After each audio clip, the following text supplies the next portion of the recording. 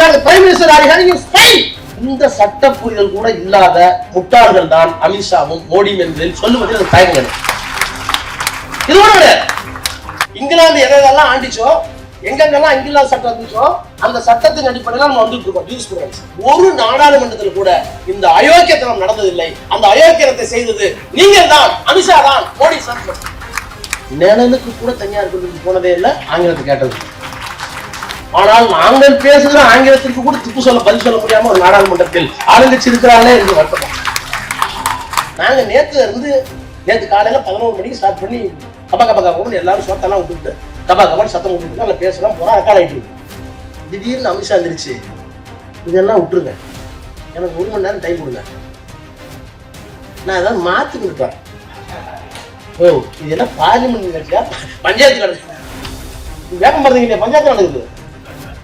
RSS ஜனசங்கத்தின் பிள்ளைகளாக RSS பேரன்களாக வந்து இந்த தேசத்தை கொண்டாடுகிற மோடியும் அமித்ஷாவும் பெரியார் பிறந்த இந்த மண்ணில் வந்து நாங்கள் பெண்களுக்கு எதிரானவர்கள் என்று சொன்னால் உங்களை கேலி செய்வதல்ல, உங்களை விரட்டி இருக்க வேண்டும். நாங்கள்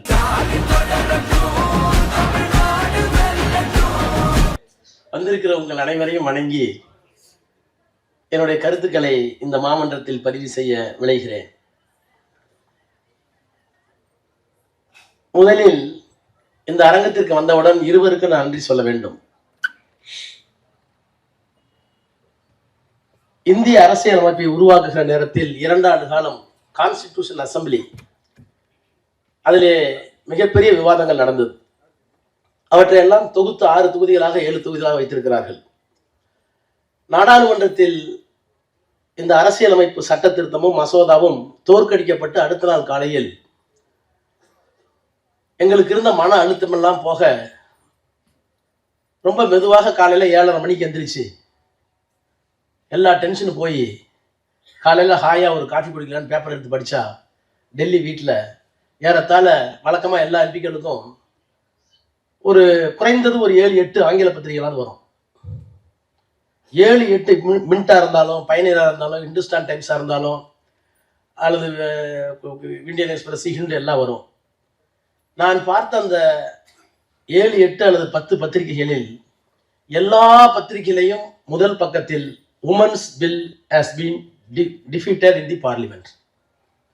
எனக்கு ஆத்திரமா வந்துச்சு. ஒரே ஒரு பத்திரிகை delimitation bill has been defeated in the parliament, opposition got victory. தலையங்கம் மட்டுமல்ல, தலைப்புச் செய்தியாக வெளியிட்ட ஒரே பத்திரிகை ஹிந்து. நான் உடனடியாக புல்லரித்து போய் மீண்டும் ஒரு முறை படித்தேன். அரசியல் சட்டம் அரசியல் நிர்ணய சபையில் எழுதப்பட்ட நேரத்தில் எல்லாவற்றுக்கும் வரம்பு வைத்தார்கள். லெஜிஸ்லேச்சருக்கு என்ன பவர், எக்ஸிக்யூட்டிவ் என்ன பவர், ஜுடிஷியரிக்கு என்ன பவர், ஏன் வில்லேஜ் பஞ்சாயத்துக்கு என்ன பவர், எல்லாத்துக்கும் வரம்புகள் அரசியல் சட்டத்தில் இருக்கு. எலெக்ஷன் கமிஷனுக்கு என்ன வரம்பு, இவை எல்லாவற்றையும் எழுதியிருக்கிற அரசியல் சட்டத்தில் கவர்னருக்கு என்ன அதிகாரம். அப்போ ஒரு கேள்வி காமத் கேட்கிறார், எல்லாவற்றுக்கும் எழுதிவிட்டீர்கள், ஆனால் 4th எஸ்டேட் என்று சொல்லப்படுகின்ற இந்த பத்திரிகைகளுக்கு பிரஸுக்கு நீங்க ஏன் வந்து விதிமுறைகளை வகுக்கவில்லை? அப்ப அம்பேத்கர் சொன்னார், நான் ஏற்கனவே படிச்சிருக்கேன், அதை நீதிமன்றத்தில் நான் ஒரு முறை சொல்லியிருக்கேன். ஏன்னா 2G என்னை போட்டு அடி அடிச்சு அந்த பத்திரிகைங்க தான். அதுலயும் தப்பித்தவரை எனக்கு உண்மையை காப்பாற்றணும், என்ன காப்பாற்றணும் நின்னது ஹிந்து தான். அப்போ நான் அன்றைக்கு காலையில் தேநீர் அறிந்து விட்டு இந்த செய்தித்தாள்களை பார்த்துவிட்டு நான் நினைத்தேன், அம்பேத்கர் சொன்ன அந்த வாசகங்கள் தான் வருகிறது. நீங்கள் ஏன் 4வது தூண் என்று சொல்லப்படுகின்ற 4th எஸ்டேட் என்று சொல்லப்படுகின்ற பத்திரிகைகளுக்கு, ஊடகங்களுக்கு நீங்கள் வரம்புகளை, சட்ட திருத்தங்களை, விதிகளை, கட்டுப்பாடுகளை கொண்டு வரவில்லை? அம்பேத்கர் சொன்னார், when the legislature becomes mere ventilating chamber, சட்டமன்றமோ நாடாளுமன்றமோ வெறும் பொழுதுபோக்கு மண்டலமாக மாறுகின்ற நேரத்தில், when the judiciary is being controlled by the ruling party, உச்ச நீதிமன்றமோ உயர் நீதிமன்றமோ ஆளுங்கட்சியால் கட்டாயப்படுத்தும் போது, அழுத்தத்துக்கு உள்ளாகிற போது, when the executive becomes mere wooden frame, செயல்துறை வெறும் மரக்கட்டைகளாக, மர சட்டங்களாக ஆகிற போது, the only asylum to the citizen is press. எப்ப எக்ஸிக்யூட்டிவ் ஃபெயில் ஆகுதோ, எப்ப லெஜிஸ்லேச்சர் ஃபெயில் ஆகுதோ, எப்ப ஜுடிஷியரி ஃபெயில் ஆகுதோ, the only asylum is press. இந்த ஒன்லி அசைலம் பிரஸ்ல எத்தனை பிரஸ் வந்து தெரியாது. இதுல அநியாயம் பண்ற பிரஸ் நிறைய இருக்கு. ஆனால் ஹிந்து குழுமத்தை நான் எண்ணி பார்க்கிற போது அம்பேத்கர் சொன்ன அந்த வாசகம், the only asylum to the citizen is press. அதை செய்தது யாருன்னு கேட்டேன். ரொம்ப ஹானஸ்டா சகோதரர் ராமர் சொன்னார்கள், அது நான் அல்ல, என்னுடைய தம்பி முரளியும் அவரோடு இருக்கிற சுரேஷும் இங்கே வந்திருக்கிற அவருடைய ரவி அவர்களும் அவருடைய துணைவியாரும் எல்லாம் சேர்ந்து தான் பண்ணாங்க. அந்த கட்டுரையை எழுதியது அவர்கள் தான், அந்த தலையங்கத்தை எழுதியவர்கள் தான் சொன்னார்கள், நீங்கள் யார் எழுதியிருந்தாலும் இந்து குடும்பத்துக்கு சல்யூட் சல்யூட் சல்யூட். இரண்டாவது, கலைஞரோடு நான் இருந்தவன். செம்மொழி மாநாடு நடத்த வேண்டும் என்று ஏறத்தாழ ஒரு 7-8 மாதங்களுக்கு முன்னால் முடிவெடுத்து அதுக்கு ஒரு கேபினட் டெசிஷன்லாம் தேவைப்பட்டுச்சு, ஒரு ஸ்டாச்சுட்டரி பேக்கப்லாம் தேவைப்பட்டுச்சு. ஏன்னா ஏற்கனவே உலக தமிழ் மாநாடுகள்லாம் அப்படிதான் நடந்திருக்கு. அதெல்லாம் முடிச்சுட்டு அதில் சில பிரச்சனைகள் வரும்போது செம்மொழி மாநாடு நடத்தலாம்னு சொல்லி அதை மாற்றிட்டு அதற்காக ஒரு ஒரு பிரத்யேக பாடல் எழுதணும் அப்படின்னு முரசொலியில் போய் உட்காந்து எழுதுவார். அவர் முரசொலி எழுதுவார், நாங்களும் வெளியே வடை சாப்பிட்டுருக்கோம். ஆனால் அப்போது வந்த அந்த செம்மொழி பாடல் இருக்குல்ல, அந்த பாடல் பேரறிஞர் அண்ணா சொல்லுவாரு, புட்டிங் செஞ்சுரிஸ் இன்டு கேப்சூல்ஸ், ஒரு நூற்றாண்டை உள்ளடக்கிய ஒரு சிறு மாத்திரை தான் அந்த பாட்டு. அந்த மாதிரியான ஒரு பாடலை இன்றைக்கு நமக்கு வழங்கி இருக்கின்ற விஜயா தாய்மன் அவர்களுக்கும், பேர் மட்டும் இந்த மாதிரி வருதுன்னு நினைக்கிறேன், உண்மையாலுமே சாரிதை பண்ணியிருப்பேன் நிறையா, அவருக்கும் எங்களுடைய தலைதாழ்ந்த வணக்கத்தை. மகன் பண்ண பாட்டு ரைட். எனவே இந்த இருவருக்கும் என்னுடைய பாராட்டுகளை முதலில் தெரிவித்துக் கொள்கிறேன். இப்போ இது பெருந்தோல்வி யாருக்கு, பெரும் வெற்றி யாருக்கு? நான் அரசியல் சட்டத்தில் சட்டம் ஏற்படி படித்தவன். இந்தியாவினுடைய அரசியல் சட்டம் உருவாகிற போது இங்கிலாந்து நாடாளுமன்றத்தில் இந்தியாவை ஆளுவதற்கு தகுதியற்றவர்கள் என்று வின்ஸ்டன் சர்ச்சில் நேரடியாக குற்றம் சாட்டினார். They are freebooters and rascals. அங்க சதி இருக்கு. கணவன் இறந்து விட்டால் மனைவியை நேரடியா போட்டு எந்திரிச்சு வந்தா கூட, ஏறி ஓடினா கூட அடிச்சு போடுறதுக்கு 10 பேர் உள்ள தள்ளாங்க. குழந்தை திருமணம் இருந்தது 5 வயசு 6 வயசு, விடோ 8 வயசு விட அன்னைக்கு 137 பேர் இருந்தாங்க. இந்தியாவில் 1037 பேர் இருந்தாங்க. அதே மாதிரி நரபலி இருந்தது. இவ்வளவு மோசமான ஒரு சமூகத்திற்கு நீங்க சுதந்திரம் கொடுத்தால் என்ன ஆகும் என்று கேட்கப்பட்ட காலத்தில் தான் அரசியல் நிர்ணய சபையை நேரு அவர்களும் அம்பேத்கர் அவர்களும் வல்லபாய் பட்டேல் அவர்களும் இன்னும் பிற தலைவர்களும், ஏன் இன்னும் சொல்ல போனால் RSS இந்து மகா சபையினுடைய தலைவராக இருந்த பிரணாப் முகர்ஜி அவர்களும் எல்லோரும் சேர்ந்து உட்கார்ந்தாங்க. அப்படி எழுதுகிற போதுதான் இந்த அரசியல் சட்டத்தில் எத்தனை பிரிவுகள், மதத்தால் பிளவுபட்டிருக்கிறோம், சாதியால் பிரிந்து இருக்கிறோம், பல்வேறு மொழிகள் இருக்கின்றன, இந்த மொழி சார்ந்த பழக்க வழக்கம் இருக்கிறது, ஒவ்வொரு மொழிக்கும் இலக்கியம் இருக்கிறது, இவ்வளவு வேற்றுமைகளை எப்படி உள்ளடக்கி இந்த மக்களை ஒற்றுமையாக வைப்பது என்பதற்காக தான் 2 வருஷமா அந்த அரசியல் சட்டத்தை எழுதி அதுல எல்லாத்துக்கும் தாழ்த்தப்பட்டவர்களுக்கு என்ன உரிமை, பிற்படுத்தவர்களுக்கு என்ன உரிமை, இஸ்லாமியர்களுக்கு என்ன உரிமை, மொழி சிறுபான்மைக்கு என்ன உரிமை, வாக்களிப்பவர்களுக்கு என்ன கடமை உரிமை, அப்படி வாக்களித்தால் அந்த எலெக்ஷனை யார் நடத்துறது, எலெக்ஷன் கமிஷன், அவர்களுக்கு வரம்பு என்ன, தேர்ந்தெடுக்கப்பட்ட சட்டமன்றமும் நாடாளுமன்றமும் சட்டம் இயற்றுகிற போது எப்படி இருக்கணும், ஒருவேளை இந்த சட்டங்கள் தப்புன்னா அந்த சட்டம் தப்புன்னு சொல்றதுக்கு உயர்நீதிமன்றம், உச்ச நீதிமன்றம், இவ்வளவையும் உள்ளடக்கி எல்லாத்துக்கும் உரிமை கொடுக்கப்பட்ட எழுதுகிற அரசியல் சட்டம் தான் நம்முடைய அரசியல் சட்டம். நான் பெருமையோடு சொல்லுகிறேன், இந்த அவையில் நானோ அன்பு சகோதரர் ராம் அவர்களோ விஜயா தாயன்களோ 2 பேர் 3 பேர் பேசுறேன்னா நீங்க 3 மணி நேரம் 2 மணி நேரம் இவ்வளவு அமைதியாக உட்கார்ந்து இருக்கிறீர்கள். நான் வந்திருக்கிற எல்லோருக்கும் சாதி மதம் மொழி எல்லாம் வேறையா இருக்கலாம், ஆனால் இந்த அரங்கில் இவ்வளவு அமைதியாக நான் இருப்பதற்கு காரணம் அவர்கள் எழுதிய அரசியல் சட்டம், அரசியல் சட்டம், அரசியல். இந்த அரசியல் சட்டத்தை உருவாக்குகிற போது அவர்கள் என்ன விரும்பினார்கள்? நீங்க அந்த டிபேட்டை படிச்சா ரொம்ப ஆச்சரியமா இருக்கும். ஆனால் அந்த அரசியல் சட்டத்தில் இருந்து ஒண்ணு ஒண்ணா வருகிற போது இப்போது நமக்கு என்ன ஐயப்பாடு ஏற்பட்டாலும் அந்த ஐயப்பாட்டிற்கு நாம் எங்கே செல்ல வேண்டியிருக்கிறது என்றால், அரசியல் நிர்ணய சபையில் அவர் என்ன பேசினார்கள், அவர்கள் என்ன எதிர்பார்த்தார்கள் என்று நாம் செல்ல வேண்டியிருக்கிறது. அந்த அடிப்படையில் இன்றைக்கு கொண்டு வரப்பட்டிருக்கிற இந்த சட்டம் எப்படிப்பட்ட சட்டம்? இப்ப ஒரு பெரிய கேள்வி குத்து என்னன்னு கேட்டீங்கன்னா, இப்ப சொன்னாங்களே பெண்களுக்கான இடஒதுக்கீடு, அதை தமிழ்நாட்டில் மறுத்து விட்டார்கள், ஸ்டாலின் மறுத்து விட்டார், தமிழ்நாடு மறுத்து விட்டது, இவர்களுக்கு தண்டனை கொடுங்கள். சொல்லுவது யார்? மோடி. மோடிக்கு பாட்டெல்லாம் இருந்தாங்க, பிஜேபிக்கு பாட்டெல்லாம் ஜனசங்கம், அப்புறம் அதுக்கு முன்னாடி RSSலாம் இருந்தாங்க. நன்றாக கவனித்துக் கொள்ளுங்கள். 1952 அரசியல் சட்டத்தை எழுதிய அம்பேத்கர் நாடாளுமன்றத்தில் கொண்டு வந்த சட்டம் ஹிந்து கோட் பில். அந்த ஹிந்து கோட் பில்ல தான் பெண்களுக்கு சொத்துரிமை, ப்ராப்பர்ட்டி ரைட்ஸ். அந்த ஹிந்து கோட் பில்ல தான் right to divorce, right to adoption, right to get maintenance அது வரைக்கும் இல்ல. ஜீவனாம்சம் பெறுகிற உரிமை, சொத்திலே சம பங்கு, மனவிலக்கு பெறுகிற உரிமை, தத்தெடுக்கிற உரிமை, இவை எல்லாவற்றையும் சேர்த்து கொண்டு வந்த பில் தான் ஹிந்து கோட் பில். அந்த ஹிந்து கோட் பில்ல நேரு விரும்பினார். இந்து சமூகத்தில் ஒரு மாற்றம் வர வேண்டும், ஒரு பகுத்தறிவு சிந்தனை வளர வேண்டும் என்று சொன்னால், பழமை ஒழிய வேண்டும் என்று சொன்னால், இவையெல்லாம் கொண்டு வரப்பட வேண்டும் என்று நேருவே விரும்பினார். இந்தியாவுடைய அரசியல் சட்டத்தை எழுதின அம்பேத்கர் அந்த சட்டத்தை பைலட் பண்ணார், பேசினார். அறிமுகப்படுத்தப்பட்டது மசோதா. ஆனால் அன்றைக்கு இருந்த RSS, ஷியாமா பிரசாத் முகர்ஜி உட்பட, ஏன் குடியரசுத் தலைவராக வந்த ராஜேந்திர பிரசாத் உட்பட ஏற்றுக்கொள்ளவில்லை. எல்லோரும் எதிர்த்தார்கள். இது இந்து சமுதாயத்தில் சரி சொல்லிட்டு போட்டோம். ஆனால் இன்றைக்கு சொல்லுகிறாரே மோடி, நான் சொல்லுகிறேன், உங்களுக்கும் அமித்ஷாவுக்கு மட்டுமல்ல, உங்கள் பாட்டனுக்கே எங்களை குறை சொல்ல யோகியதை இல்லை என்பதை தெரிந்து கொள்ளுங்கள். ஏன்னா அந்த சட்டத்தை எழுத முடியாம வெளியே வந்தார். ஏன் முடியாம வெளியே வந்தார் சொல்றதுக்கு முன்னாடி official statement, the press release of the RSS இதுக்கு போய் பாருங்க வெப்சைட்ல. இந்த ஹிந்து கோட் பில், இந்து சட்ட மசோதா என்பது நிறைவேற்றப்பட்டால் அது இந்து சமூகத்தின் மீது வீசப்பட்ட அணுகுண்டு. எது? பெண்களுக்கு சொத்துல பங்கு கொடுத்தா, பெண்களுக்கு மன உரிமை கொடுத்தா, மன முறிவுக்கு உரிமை கொடுத்தா, தத்தெடுக்கிற உரிமை கொடுத்தா, விடோஹோ ரீமேரேஜ் கொடுத்தா, இதையெல்லாம் கொடுத்தால் அது இந்து சமூகத்தை பாதிக்கும், இந்து மதத்தின் வீசப்பட்ட அணுகுண்டு என்று சொன்னது உங்க பாட்டை. RSS ஜனசங்கம், ஜனசங்கத்தின் பிள்ளைகளாக RSS பேரன்களாக வந்து இந்த தேசத்தை துண்டாடுகிற மோடியும் அமித்ஷாவும் பெரியார் பிறந்த இந்த மண்ணில் நாங்கள் பெண்களுக்கு எதிரானவர்கள் என்று சொன்னால் உங்களை கேலி செய்வதல்ல, உங்களை விரட்டி இருக்க வேண்டும் நாங்கள். ஆனால் மனிதாபிமானத்தோடு விட்டிருக்கிறோம். இந்த அடிப்படையை தான் நாம் புரிந்துக்கணும்.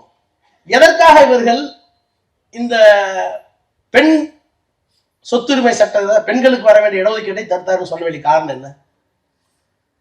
இப்படி ஒரு அரசாங்கத்தை நான் பார்த்ததே இல்லை. நான் கற்றறிந்த அந்த வழக்கறிஞர் இந்த சபையில சொல்றேன். நீங்க நாடாளுமன்றத்திற்கோ சட்டமன்றத்துக்கோ there are the prescribed procedure how law should be piloted and how the bill should be tabled before the house, how it will be taken for consideration. Having taken into consideration what type of debate should go within the framework, then after the debate how it should be put into vote, then after the voting it should be declared by the speaker that the bill is passed. That's all. Even then it will not come to act. Then that bill will go to president. President has to give assent. Thereafter it will be published in the gazette. Then it will be a law. என்னன்னா இது சாதாரணமா ஒரு BL படிக்கணும்னு அவசியம் இல்லை. சாதாரண சட்ட புரிதல் உள்ள எல்லாருக்கும் தெரியும். ஆனால் இந்த சட்ட புரிதல் கூட இல்லாத முட்டாள்கள் தான் அமித்ஷாவும் மோடியும் என்பதில் சொல்லுவதில் தயங்குகிறது. இது கூட கிடையாது. நான் தான் எழுந்து சொன்னேன். நல்லா கவனிங்க. Delimitation it is a statutory provision. அக்கெல்லாம் வந்துருக்கீங்க. ஒவ்வொரு 5 ஆண்டுகளுக்கு 10 ஆண்டுகளுக்கு ஒரு முறையோ தொகுதியை வரையறை செய்ய வேண்டும், சீரமைப்பு செல்ல வேண்டுங்கிறதுக்கு டீலிமிட்டேஷன் ஆக்ட் இருக்கு. அந்த act periodically amended and change. இது ஸ்டாச்சுட்டரி ப்ரொவிஷன். நாடாளுமன்றத்தால் எழுதப்பட்ட ஒரு சட்டத்தின் கீழ் செய்யப்பட வேண்டிய வேலை. அந்த சட்டத்துல டீலிமிட்டேஷன் கமிஷன் ஒன்று இருக்கு, தொகுதி மறுசீரமைப்பு ஆணையம். அந்த ஆணையம் தமிழ்நாட்டுக்கு, ஒடிசாவுக்கு, எல்லா ஊருக்கு போய் ஏரியா எவ்வளவு, பாப்புலேஷன் எவ்வளவு, எப்படி பிரிக்கலாம் அப்படின்னு பார்க்க வேண்டிய வேலை வேலை. பார்த்து முடிச்சுட்டு 234 தொகுதி இருக்கு தமிழ்நாட்டுல, அதை நாங்க 400 மாத்துறோம், இப்படிதான் மாத்துறோம் அப்படின்னு அறிக்கை கொடுக்கணும். அந்த அறிக்கையை நாடாளுமன்றத்தில் ஏத்துக்கணும். ஏத்துக்கிட்டா 234 400. அதே மாதிரி பார்லிமெண்ட்டுக்கு நீங்க 545 மாத்தணும்னா டீலிமிட்டேஷன் கமிஷன் போய் எல்லாம் பண்ணிட்டு நாங்க 800 மாத்துறோம் அப்படின்னு அவங்க தான் சொல்லணும். நம்பரும் அவங்க தான் சொல்லணும், பவுண்டரிஸ் அவங்க தான் ஃபிக்ஸ் பண்ணணும். Not by Amit Shah, not by Modi. உங்களுக்கு அந்த அதிகாரம் கிடையாது. எத்தனை தொகுதிகள், அந்த தொகுதிகள் எப்படி பூகோளமாக அமையப்பட வேண்டும் என்பதை வரையறுக்க வேண்டிய கடமை சட்டத்தால் இயற்றப்பட்ட அந்த ஆணையத்துக்கு தான் உண்டு, அமித்ஷாவுக்கு இல்ல. இதை முடிச்சதுக்கு பிறகு அரசியல் சட்டத்தினுடைய 81வது பிரிவு அன்னைக்கு 84 பேர் அன்னைக்கு இருந்த நம்பர் 545. நாடாளுமன்றத்திற்கு 545 உறுப்பினர்கள் எழுதியாச்சு. 542 இருக்கும், 3 இருக்கும், 2 வேகண்டா இருக்கு. இப்போ டீலிமிட்டேஷன்ல 815 ஆயிடுச்சுன்னா இந்த சட்டம் பாஸ் பண்ணதுக்கு பிறகுதான் நாடாளுமன்றம் 815 ஒப்புக்கொண்டதால் இப்போது அரசியல் சட்டத்தை மாற்றுகிறோம், தனியார் சட்டம் கொண்டு வரணும். அப்போ அரசியல் சட்ட திருத்தம் வேறு, டீலிமிட்டேஷன் சட்டம் வேறு. டீலிமிட்டேஷன் சட்டம் நாடாளுமன்றத்தில் ஒப்புக்கொள்ளப்பட்டால், அந்த எண்ணிக்கை ஒப்புக்கொள்ளப்பட்டால் அதனுடைய விளைவாக கான்ஸ்டிடியூஷன் ஹஸ் பீன் அமெண்டட். இதானே இதை நான் கேட்டேன். டீலிமிட்டேஷனையும் கான்ஸ்டிடியூஷன் அமெண்ட்மெண்ட் பில்லையும் ஒன்னா கொண்டு வராங்க. ஒன்னா கொண்டு ஒன்னா விவாதிக்கணுங்கிறாங்க. நாடாளுமன்றத்தில் வந்த உடனே ஸ்பீக்கர் வந்தோன்னா நான் பாயிண்ட் ஆஃப் ஆர்டர்னு சொன்னேன். என்னன்னு கேட்டார். Delimitation bill statutory provision enacted by parliament, whereas the constitution bill is something different. நீங்க delimitation 815 இந்த நாடாளுமன்றம் ஒப்புக்கொண்டாதான் அரசியல் சட்டத்தை திருத்த முடியும். ஒருவேளை delimitation ஒப்புக்கொள்ள வேண்டால் அரசியல் சட்டத்தை திருத்த வேண்டிய அவசியம் வராது. The necessity will not arise or does not arise. நாடாளுமன்றம் சந்திச்சு போச்சு. நீ எடுத்து பாருங்க ப்ரொசீஜரை. அது விதியை நோட் பண்ண லோக்சபால 66 படி when a statutory provision is clubbed with a constitutional amendment, first of all the statutory provision must be passed in the parliament, then only you can go for constitutional amendment. ஒரு சட்ட திருத்தம் இருக்குமானால் அந்த சட்ட திருத்தம் முடிச்சுக்கிட்டு அந்த சட்ட திருத்தத்தை நாடாளுமன்றம் நிறைவேற்றியதுக்கு பிறகு தொகுதி மறுவரை 815 நாங்க ஒத்துக்கிட்டோம்னு சொன்ன பிறகு அதுக்கு பிரசிடென்ட் அசென்ட் கொடுத்ததுக்கு பிறகு president assent must be necessary. Thereafter it will be referred to the parliament for the constitutional amendment. Only consequences. இது தெளிவாவே இருக்கு. இது 10வது படிச்சவனுக்கே தெரியுது. இது கொண்டு 31வது படிக்க வேண்டியது இல்ல.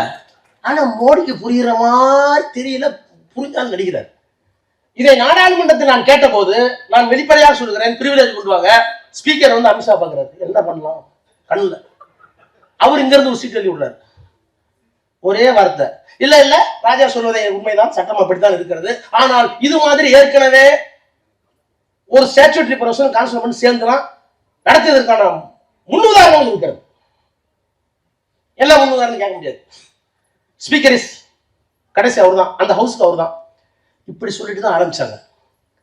சொல்லிட்டு ஆரம்பிச்சதுக்கு பிறகு நான் சொல்றேங்க, நான் ஒரு 30 வயசுல பார்லிமெண்ட் போனாங்க. நீங்க எல்லாம் how you are protect the டெமோக்ரஸிங்கிறத நான் 8வது 9வது இருந்து ஆங்கிலம் சரியாக இப்படித்தான் ஆங்கிலம் பேச வேண்டும் என்று அரசு பள்ளியில் படிக்கிற போது நீ இங்கிலீஷ் தெரிஞ்சோம்னா டெய்லி 10 வார்த்தை இந்து பேப்பரை படின்னு எங்க இங்கிலீஷ் அதை சொல்லி கொடுத்தாரு. உண்மையா சொல்றேன், நான் ஒரு நாள் பிரைவேட் காலேஜ் போனதில்லை.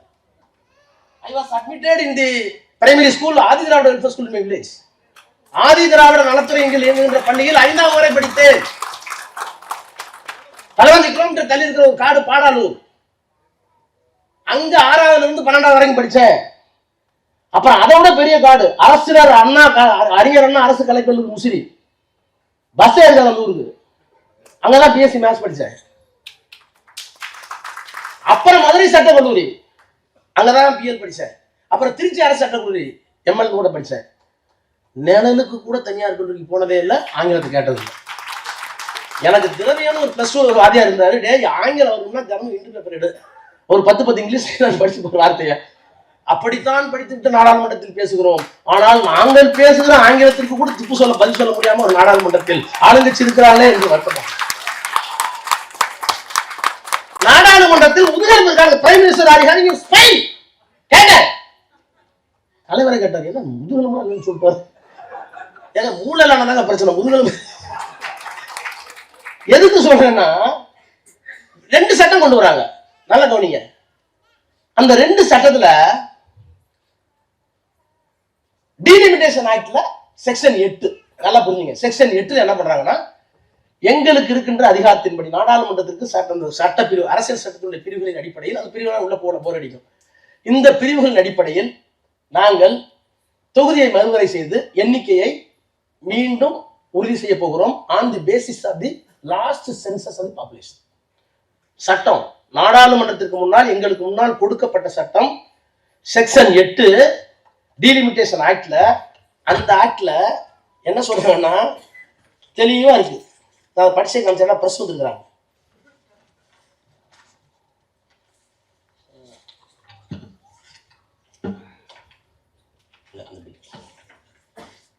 Section 8, the commission, and the commission, delimitation commission. The delimitation commission shall, on the basis of the latest census and having regard to the provision of this article 81, 82, 170 of the Constitution of India. இந்த section 8 பிரகாரமும் அரசியல் சட்டத்தின்படி சில பிரிவுகளின்படியும் இந்த latest census அந்த census பிரகாரம் respectively be ordered to determine a the number of seats in the House of People to be allocated to each state and union territory and the numbers of the seat, if any, to be reserved for the scheduled caste and scheduled tribe. Second, B, a total number of seats to be assigned to the Legislative Assembly to each state, the number of seats, if any, to be reserved for scheduled caste and scheduled tribe. நாடாளுமன்றத்திற்கு எத்தனை உறுப்பினர்கள் வேணும், சட்டமன்றத்திற்கு எத்தனை உறுப்பினர்கள் வேணும் என்பதை section 8ல delimitation ஆக்ட்ங்கிறதுக்கு இந்த commission முடிவு செய்யும். யார் கொடுத்தது? நீங்க கொடுத்த பில். இந்த டீலிமிட்டேஷன் பில் இந்த கமிஷன் போய் 600 700 800 நாங்க முடிவு பண்றோம். சரி, இப்ப டீலிமிட்டேஷன் முடியறதுக்கு முன்னாடியே முடியும் போது நீங்க என்ன பண்றீங்க? கான்ஸ்டிடியூஷன் அமெண்ட்மென்ட் கொண்டு வரீங்க. அந்த கான்ஸ்டிடியூஷன் அமெண்ட்மென்ட் பில் என்ன சொல்றீங்கன்னா,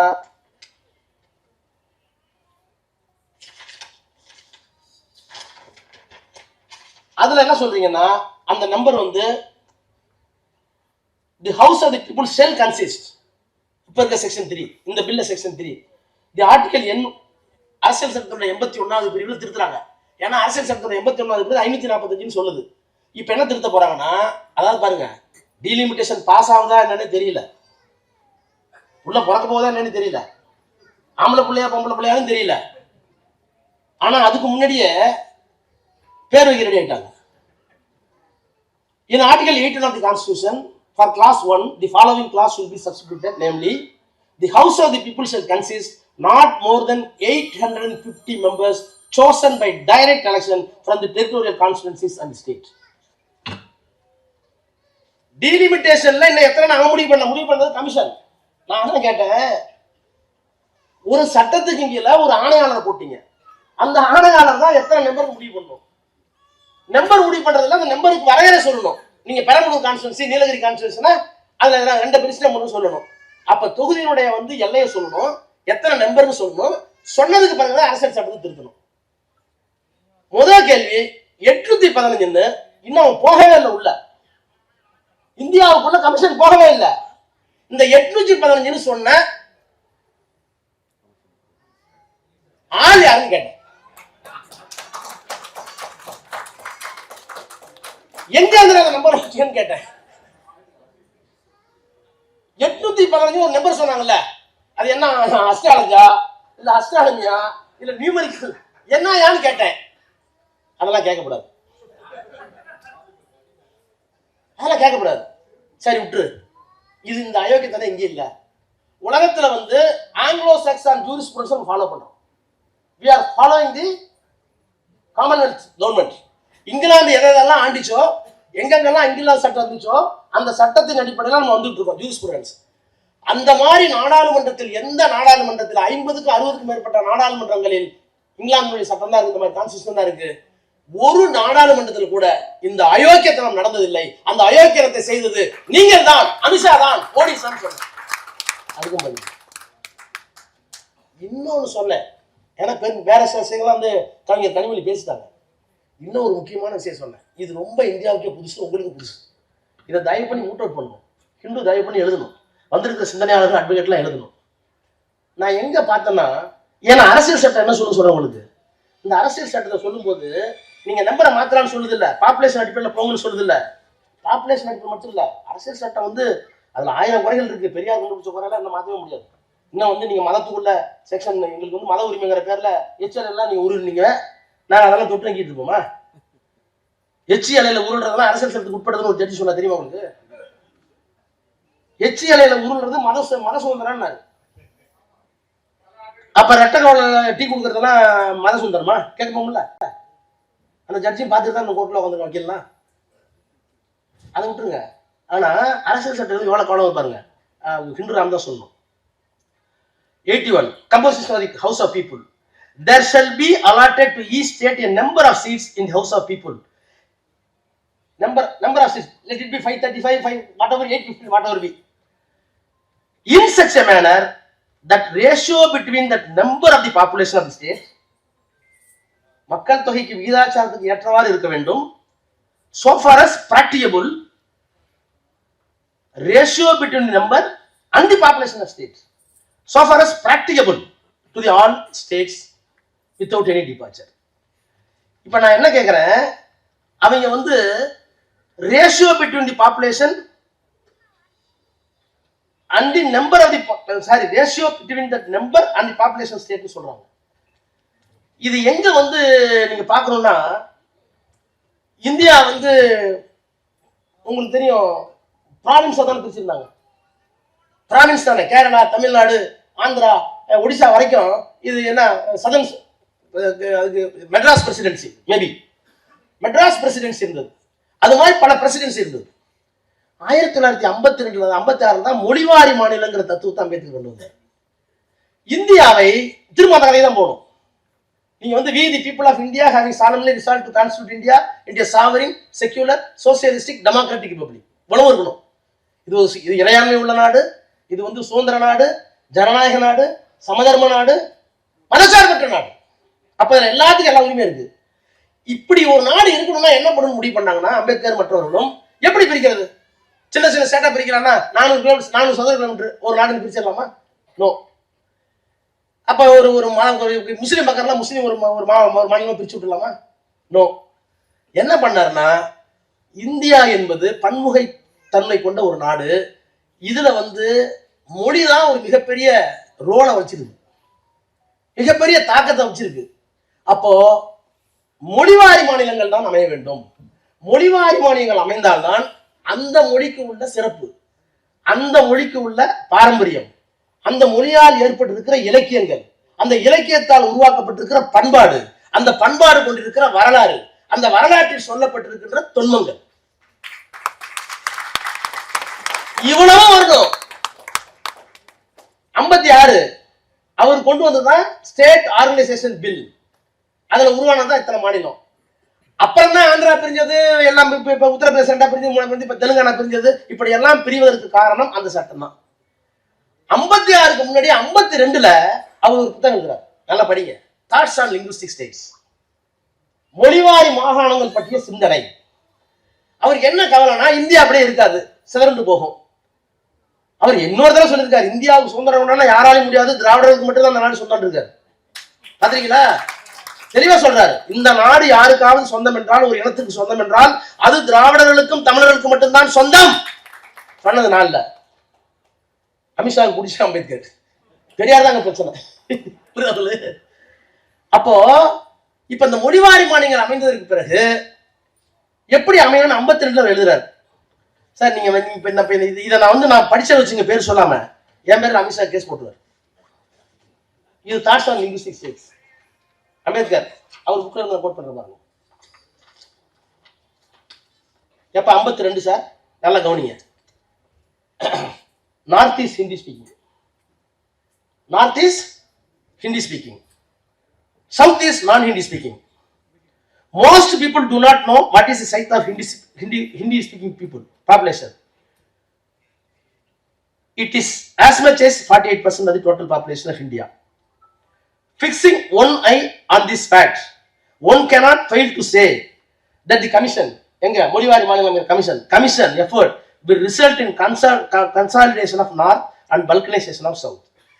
சொல்லிட்டு எங்க வராருன்னா, this vast difference between north and south, the north is conservative, the south is progressive. நான் சொல்லல. 52 north is conservative, the south is progressive. North is superstitious, மூடத்தனம், the south is rational. Not A Raja, not Hindu Ram, the great Ambedkar, according to you. என்ன விதம் அம்பேத்கர் எங்களுக்கு பரவாயில்ல. The south is educationally forward, north is educationally backward. The culture of the South is modern.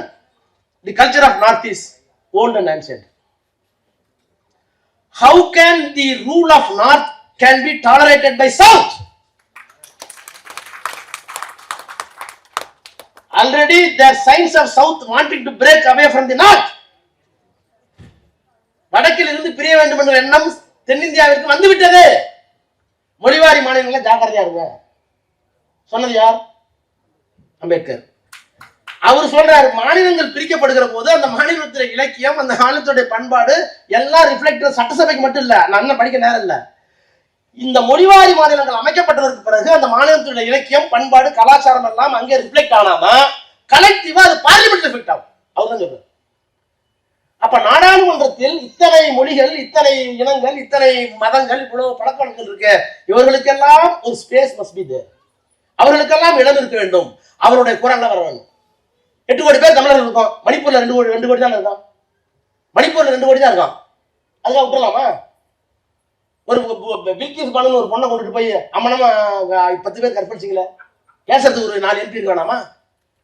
எதுக்கு சொல்றேன்னா, எந்த அரசியல் சட்டத்துல population பேசிஸா சொல்றாங்களோ அந்த அரசியல் சட்டத்தை அம்பேத்கர் தான் இன்னொரு இடத்தில் மொழிவாரி மாகாணம் சொல்லுகிற போது எதுவாக இருந்தாலும் அந்தந்த மாநிலங்களின் மொழி, பழக்க வழக்கம், பண்பாட்டினுடைய இயக்கங்கள், தாக்கங்கள் எல்லாவற்றையும் நாடாளுமன்றத்தில் கொண்டு வருவதற்கு ஏற்பாடு செய்ய வேண்டும் என்று சொன்னவர் அம்பேத்கர்.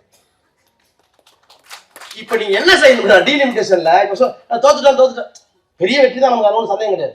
இதுல எங்கே அவர் இருக்கிறார் என்றால், முதலமைச்சர் நல்லா கவனிங்க, நான் கலைஞரோடு இருந்தவன், நான் திறந்த மனதோடு சொல்லுகிறேன், கலைஞரோடு இருந்த போது ஆலமரத்தோடு இருந்த காரணத்தினால் இவரை எல்லாம் குறைத்து மதிப்பிட்டு விட்டோம் என்று வெட்கப்படுகிறேன். உள்ளபடியே, ஏன்னா அது ஆலமரம், இந்த மனுஷன் தப்பு இல்லையே. ஆனால் இன்றைக்கு அவருடைய வீரியத்தை பார்க்கிற போது எங்க வெற்றி பெறும் சொல்றவங்களுக்கு? கேரளாவிலே, தமிழ்நாட்டிலே நமக்கு நட்டம். அகிலேஷ் யாதவுக்கு என்ன நட்டம்? நல்ல கவனிங்க, அகிலேஷ் யாதவுக்கு 80-140 லாபமா? அதுக்கு தகுந்த மாதிரி உமன்ஸ் ரிசர்வேஷன் வந்திருக்கு பெண்களுக்கு. நட்டமா? அவர் ஏன் இருக்கணும்? அவர் ஏன் இருக்காரு? அதற்காக இந்த மனிதர் முத்துவேல் கருணாநிதி ஸ்டாலின் என்ற மாமனிதர் கொண்டு வந்த எஃபர்ட்ஸ் என்ன? பீகார் என்ன பிரச்சனை? பீகாருடைய எதிர்கட்சி தலைவர் தேஜஸ்வி யாதவ் வந்து நேற்று கோயம்புத்தூர்ல எங்களுக்கெல்லாம் புரியாம இருந்தது டீலிமிட்டேஷன்ல, எங்களை எல்லாம் புரிய வைத்து இந்த தேசத்தை காப்பாற்றிய ஸ்டாலின் எல்லோரும் எழுந்து நின்று வணங்குங்க சொன்னார்ல. என்ன காரணம்? என்ன காரணம் என்றால், இந்த டீலிமிட்டேஷன் சூட்சுமம் என்ன என்றால், என்ன தேனை தடவுறாங்க அகிலேஷ் யாதவ் பீகார்லயும் போய் மற்ற மாநிலங்கள் வெஸ்ட் பெங்கால்ல இந்த மாதிரி ஒரு நம்பர் அதிகமா இருக்கு. உங்க பாதிக்கப்படுற போது கேரளா, தமிழ்நாடு தானே, அவங்களா இந்தியா பேசுறான் விட்டுருங்க அப்படின்னு பிரிக்க பார்த்தாங்க.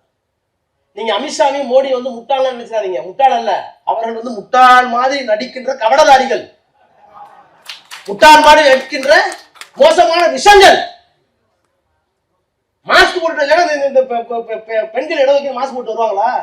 உங்களுக்கு என்ன பிரச்சனைனா, அகிலேஷ் யாதவ் கூப்பிட்டு பேசுறாரு, அது ஓப்பனாக சொன்னாரு. அகிலேஷ் யாதவ் உங்களுக்கு என்ன பிரச்சனை? 3 நாளைக்கு உங்கள்கிட்ட பேசுறேன், நீங்க என்ன நல்லா தான் இருந்தீங்க நேராவே.